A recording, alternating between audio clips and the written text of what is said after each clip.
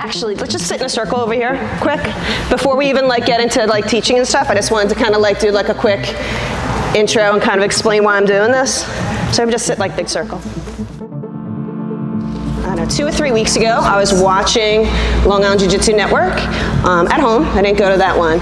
And it was like the first or second match, and I saw somebody from what I consider our family school, which is 𝐬𝐶𝐫𝐽 New Hyde Park. That's where Professor Carlos got his black belt. That's the early years I was training with him when I didn't have any female competitors to work with. He would take me there to work with people in New Hyde Park. Obviously a connection that we feel towards that school. It's like almost like a home school or home base in some ways. So when I saw a competitor come out from New Hyde Park, and I could tell immediately from the coaches who, you know, was a New Hyde Park student, and I saw this white belt no-gi match and this girl dominate positionally. Already seemed to have a really good understanding of what to do positional-wise in jiu-jitsu and also competition jiu-jitsu. And she won, what was the exact point, Bailey? 23 to 2, which is amazing. And it made me start thinking, maybe this is how we need to build a female competition team, with taking our jiu-jitsu girls here and combining them with the New Hyde Park. Because we're all under the same lineage, we're all under the same family, and it makes sense when you're building a team for that to be part of the lineage. I'm also thinking that inviting people that are still also within our lineage, which would be Kelvin's school, so the girls from there as well. I also invited my female students from the team program that have been training with me for a long time. We have a lot more than this, but these girls have been with me a long time. They have excellent technique, and as they age up, they're going to be going into our adult program when they hit like 16 years old, and I want them to know us and to be comfortable with us and not lose them. You can lose a lot of female students as they age up and go into the adult program because they don't have that connection. They're leaving all their friends, and all of a sudden they have to train with 40-year-old men. You're right, or us females, or whatever. And these girls have amazing technique. And when a guy's going to feel that technique, we all know what they're going to do to try to defeat that technique, right? It's really important for me to make these connections, to have our girls brought up into the adult program in a healthy way. All right, let's just line up real quick and bow it in. So just rank order real quick for me, please. And thank you guys for everybody showing up. I know it's a holiday weekend. You probably had other plans going on, and you made the time to have like a really big showing here, which is fantastic, right? So let's quickly bow it in and just go on the wall.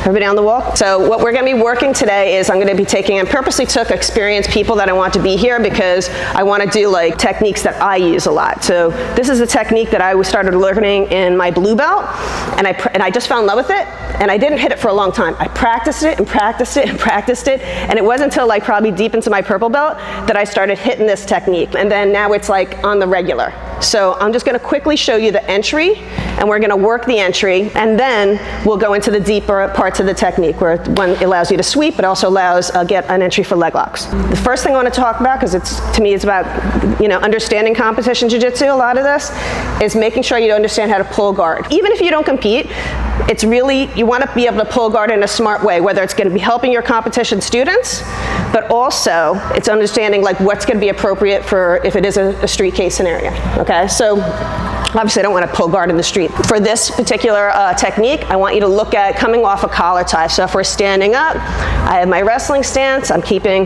my collar tie arm back so she doesn't grab a quick single leg.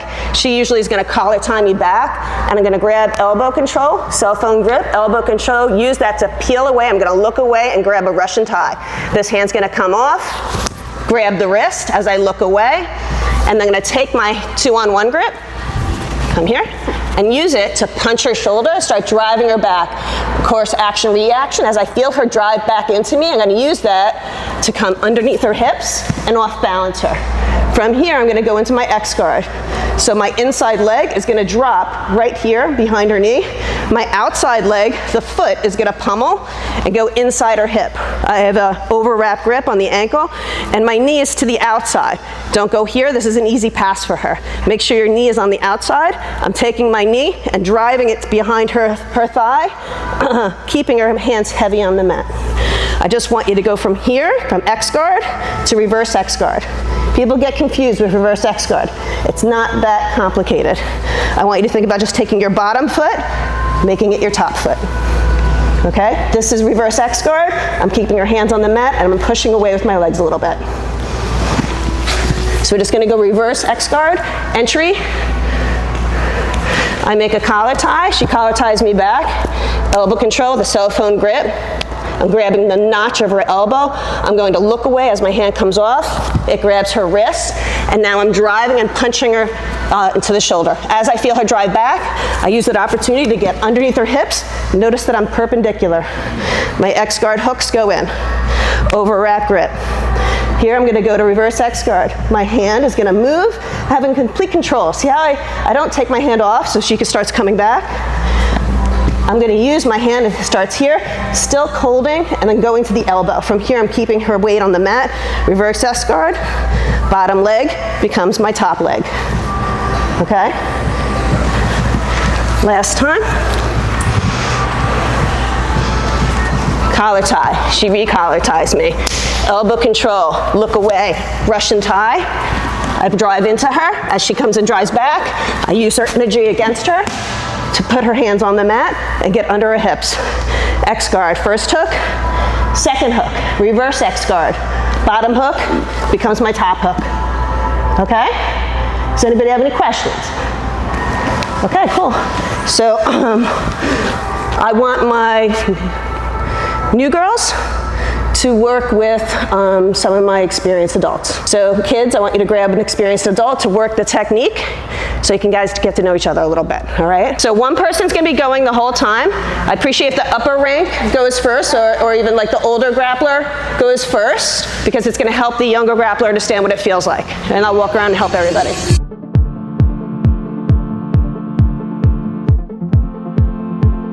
About the elbow? Yeah, I just like to keep this elbow on the mat. You can see it makes it harder for her to kind of start getting up and building a base. I want you to get her hand to the mat. Use your knee to push into her thigh, and you can guide her hand across. Have this grip here. Oh, good. Now lower this leg just a little bit, but don't remove the hook, and pummel this one on top. That's reverse X. Very good.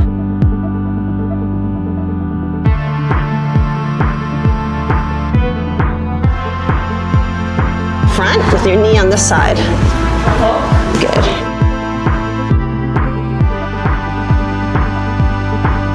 So from this entry, I'm going to give you two really good options.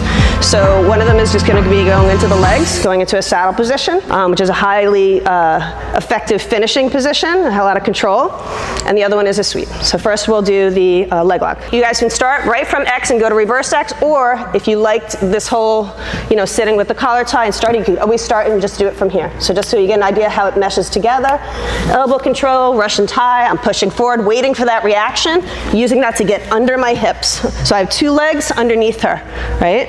X guard, bottom leg pummels. I don't want you guys to lower this leg. This is one thing I noticed. A lot of you guys were lowering this leg a lot more. I don't want to lose control of her. So it's just a little bit, just to make room for this leg to pummel in. If you look at reverse X guard, so if I back out for a second, just stay right there.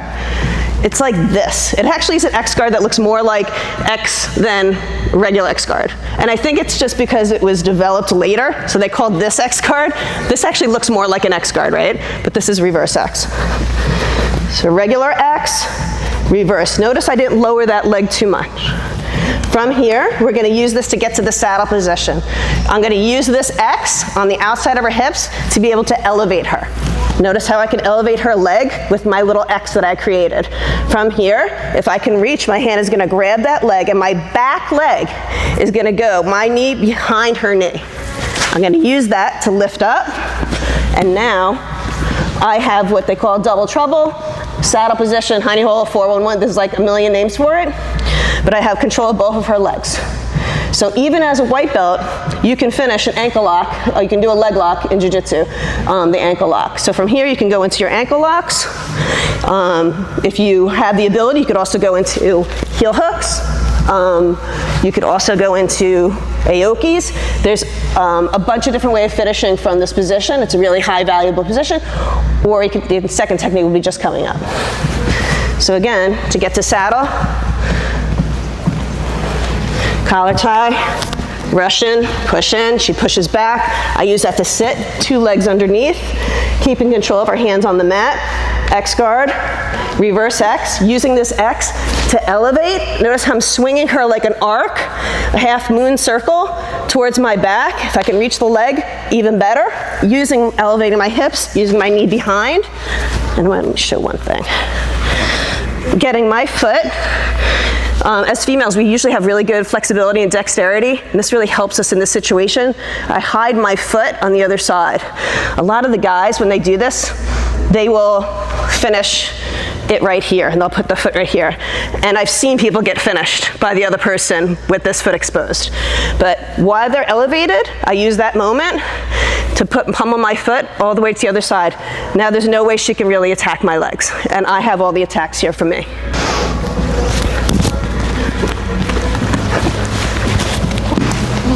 X, reverse X. Elevate and making that half moon circle, driving my hips up, grabbing her leg with my back and my knee, putting the bend in, and I'm in the saddle position. Control of both legs. You always want to make sure that you have the outside leg. So by having the outside leg, I have two legs. If I only control this leg, she could start thumb posting with this hand and pushing away to start escaping the position. But if I have two legs, this is not going to happen. Last time.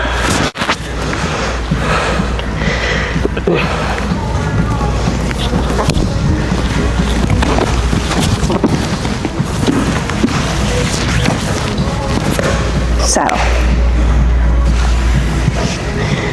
You guys want to try it? Do I do it one more time, real slow? Yeah. Okay. Collar tie, Russian, off balance, using her energy against her, getting underneath. X, reverse X, using my X to elevate, bring my leg behind her leg, pummel my foot, sit down to the ground. Now I'm in saddle position. All right? And so I know maybe it might be like, even when I was first learning it, it was like a little bit intimidating, but I just fell in love with it, and I kept doing it over and over and over. And that's the thing, is you find a technique that you love, just commit to it, keep trying it, keep learning it, polishing it, and you will start hitting it. I used to call this, most of you guys know Armani, you'll probably laugh at this, but I used to call this my Jiu Jitsu expo move, like, because I never actually hit it in training, but I thought it was cool. And guess what? I started hitting in training. Did it take me some time? It took me a long time. But then I did start hitting, and now it's something I hit like on the regular, like every week. Well, actually, all the time. It's on when it's on. Yeah. I think that's a cool thing. There's so much, so many different techniques in Jiu Jitsu. If you find something you love and you enjoy training and you enjoy drilling it, it's going to happen eventually. And there's a strategy of making that happen too that I could talk to you guys about if you want to. Okay, so let's get our same partner. And on 3, 1, 2, 3. This time I want you to do, let's do this. We'll do 3 minutes each time actually, 3 minutes again. One person go, have the higher rank go first, because they should be more comfortable with these movements. If her 2 knees are between your 2 knees, yeah, you're good. Okay. That's it. I'm going to use this X to lift up her hip and bring towards you, this way. I do want you to get in the habit of taking this foot and pummeling it, you're so flexible, behind here, just so it's safe, okay? This here, yeah, but eventually we're going to use this hand to reach for the second leg. Oh, okay. Okay, so I'm sit her down. Now quickly, I want you to grab that second leg. Good. Sit, get underneath her hips, both feet on the inside. Good. What you're going to do is take this X closer to her hip, because it's about raising her hip, right? All right, so saddle position, awesome position, but say you want to get on top. Say the person's really big. This is actually awesome technique to use on people that are way bigger than you, by the way. Say you want to get on top and you want to be able to control the person from the top. Say it's the end of your tournament, you're on the end, and you're down points and you need to win. You're not going to sit down for leg locks. You are going to come up, okay? So we're going to use this to sweep, and you can usually get a real easy pass from it too. So it ends up being 2, 5, and then, yeah, so 7, 8, 9. It could be 9 up to, I think, 11 points if you go right to mount, like this whole connection. So it's a great way to accumulate a ton of points in competition, but also just smart to be on top. Okay, collar tie, reverse, excuse me, come on down, the Russian tie, 2 legs underneath, X guard, reverse X. You guys are familiar with combat base, right? Is everybody familiar with combat base here? Yes? Okay. Yes? Okay. So from here, what I'm going to do is basically, as I elevate her and I feel the energy, the momentum, I'm going to go with it and go into a combat base. This knee right here is going to be my combat base inside knee, the one that's like standing up. Here, pull, combat base. Hand on the hip, hand on the knee, step over, and I can start passing from here. Usually, when I do this, I pass right away. The person's not expecting and not ready for it. If you want to start right from the X guard, reverse X, elevate, just think about my foot's going to stomp on the mat, and this one is going to go, my heel's going to go to my butt, but I'm still controlling that second leg. Heel to my butt, combat base. My hand must be on the hip or on the mat here. I'm looking to control this side of her body, ideally with underhook. Hip control is good too, but I need my hand here. As I come up, I'm doing a big step over, and I'm lowering my level to get down to a quick pass here. Notice how then I land with an underhook. If I do not do that, I come up here and I put my hand here. She's going to come up and take my back, and I did all that beautiful work for nothing. So stand up.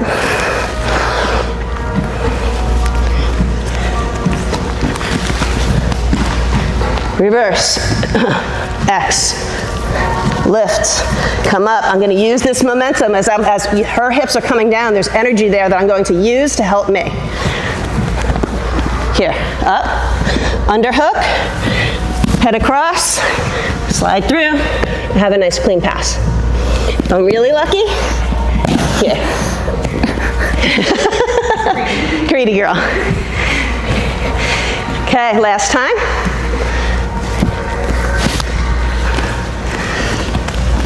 Underneath, X guard, reverse X guard, lift. I feel that energy as I start collapsing of her going down. I'm going with it. Underhook, hand on the mat, step over, and look to pass. Nice knee slice right here. Make sense?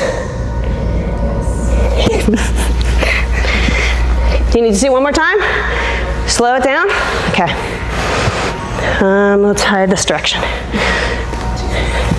Collar tie, Russian, pushed off balance, she pushes in. I use that to get under. Hand heavy on the mat, X guard, elbow control, reverse X guard. I lift and elevate. I'm still collecting the second leg, using her momentum of her hips coming down to bring myself up. Notice how I bring my foot behind me here to make it easy to get up. I have to have an underhook.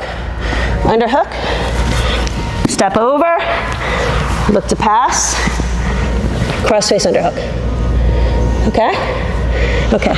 On 3, 1, 2, 3. Do one, same like I did before, with one person the whole time. Upper rank first. You guys are doing amazing.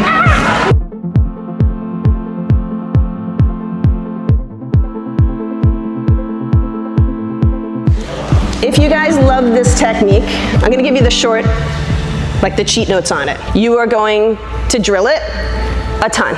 You're just going to, like, before like an open mat, if you ever look at me in an open mat, I will drill a technique. That's kind of like my warm-up, but I will drill a technique a lot before open mat. Then you're going to start incorporating into your flow rolls. Every once in a while, a professor will say, start with a flow roll. Always think, oh, this is when I get to work on that technique I'm working on. Incorporate it into your flow rolls. Now it's starting to happen in your flow rolls. Now you're going to start testing it out on people that are below your rank. Add it to that game of like working on people that are below your rank. You start hitting on people that are below your rank, then start bringing it up to higher belts. That's how any technique to me is going to happen. That's the strategy that I use. It took me a long time to kind of figure it out. Nobody gave me the roadmap, so I'm trying to help you guys by giving you like a little bit of a map of a good way to incorporate. You're not going to hit it on high level people right away, and then you'll get discouraged and you're like, it doesn't work, or I can't do it, or I'm not good enough. Avoid all that by taking the path that makes most sense. Start in the flow rolls, do it on low level people, then work on to higher level people, all right? So we're gonna do some training now. And I want you to guys mix it up, pick whoever you want to go with. I would like, let's do, have the teens stay together for in the beginning and have the adults stay together for this portion, okay? And if also Q&A at the end. So when we wrap this up, maybe a little after 10 or so, I want to do a Q&A. So if you have any questions, it can be about technique, it could be about jiu-jitsu culture, it could be about competition, whatever. An experience that you had that you need help navigating, whatever it is. Feel free to ask me. This is a place where you can talk to me and ask me about anything, and I will share you my experiences and what I went through. If it helps you guys, great, okay? So take a sip of water, and then we'll do some matches, okay? All right, thank you guys.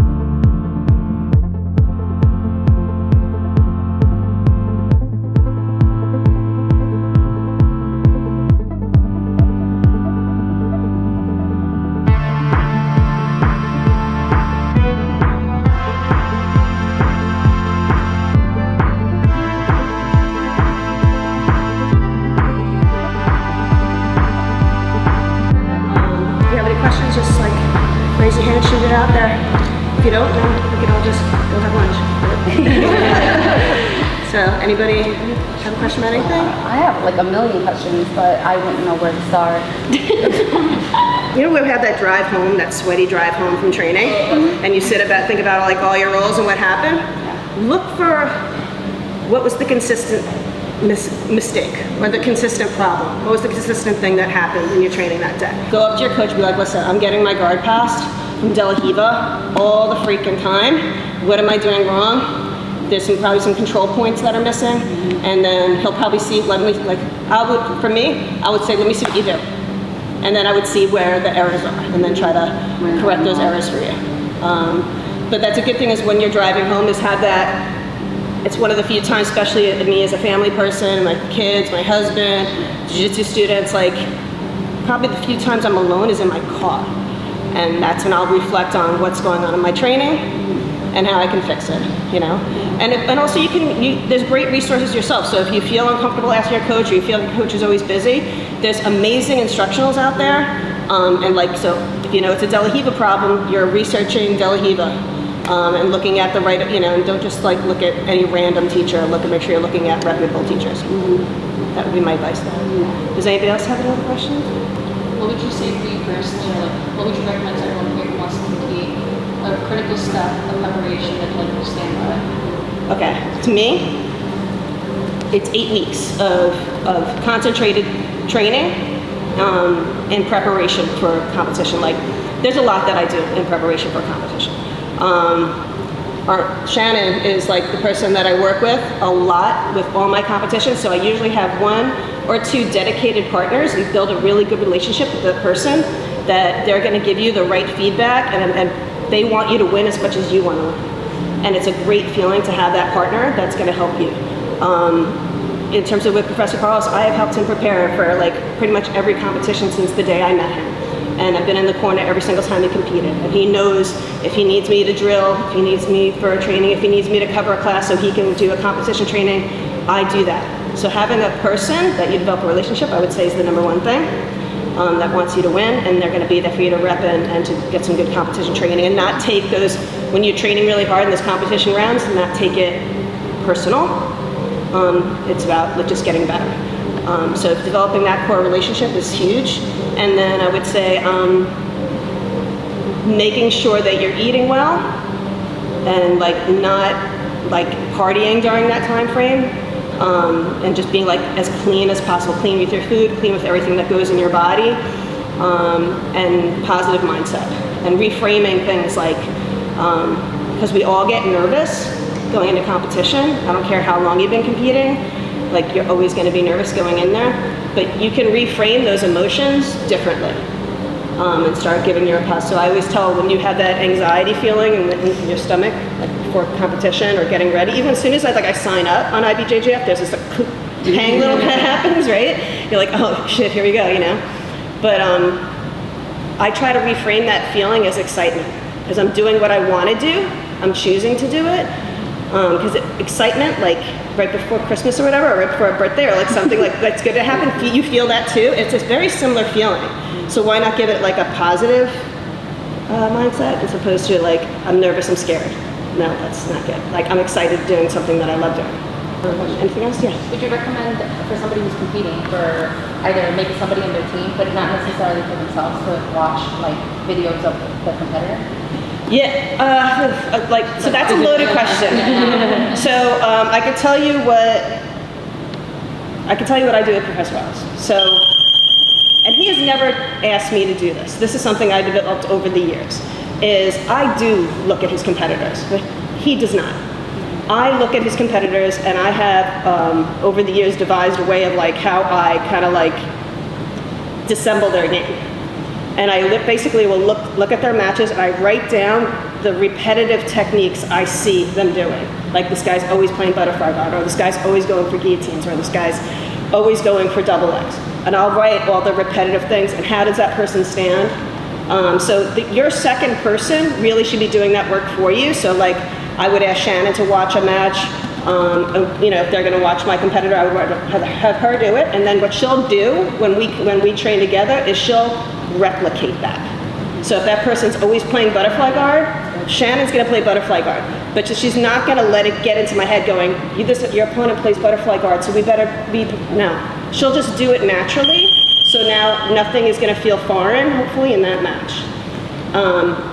I literally do the same thing for Professor Carlos, is like I disassemble his opponents and I write down everything that they do. So it's like, again, it's going back to that second person, developing that relationship with that person that's going to kind of assist you. In terms of understanding competition jiu-jitsu, one of the things that I did was actually during COVID. I wanted to develop a deep understanding of competition jiu-jitsu. I just watched competition matches a lot. And then I'd watch when the refs went up with points. And then if I didn't understand what happened, I could pause it, rewind it, re-look at it, be like, okay, what happened that the ref just gave points? Or what happened that the ref just gave a penalty? And just doing that over and over and over to the point where I could understand it deeper. I think it's also important to understand that when you are training, it's okay to slow down. Sometimes we're always balls to the wall. I think as females, because we are the minority here, we're smaller and we gotta be feisty, we gotta show ourselves. Sometimes we go balls to the wall that we miss a lot of details, and sometimes position before submission is super important.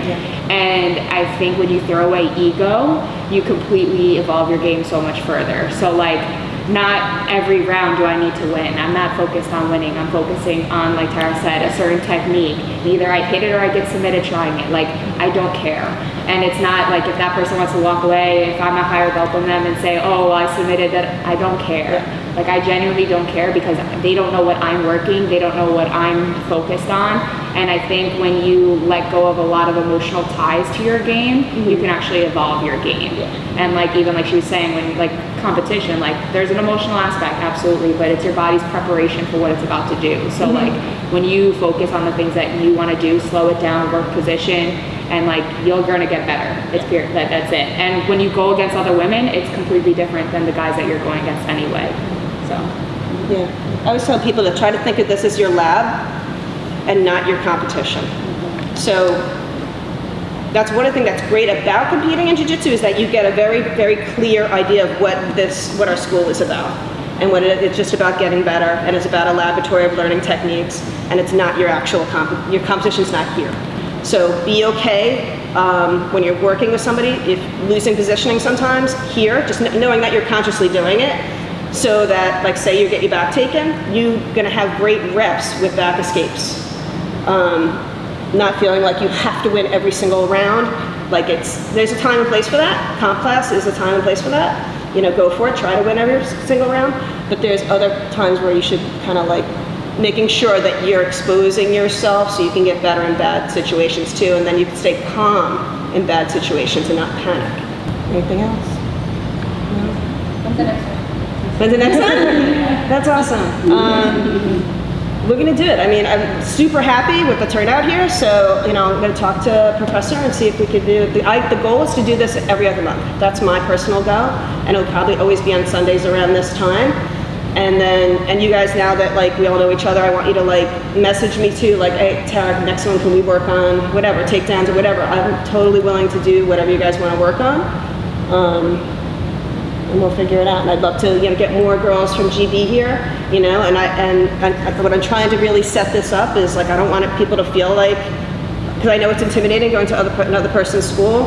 I don't want them to feel like, that we're here to beat them up. It's supposed to be GB and Jiu Jitsu Modern together. It's not going to be one against the other. I want them to come here. I want them to feel super welcome here and like build the school up together and build the team up together. Now we can do like JJN and take over. Yeah, that's the goal. Is that like if we could build a nice competition team, we could actually do that. But yeah, so I'm really glad you guys liked it. We'll do it again. We'll do it try to do it at least every other month. Okay? Thank you, Tara. You're welcome. You're welcome. You're welcome. Yes, thank you.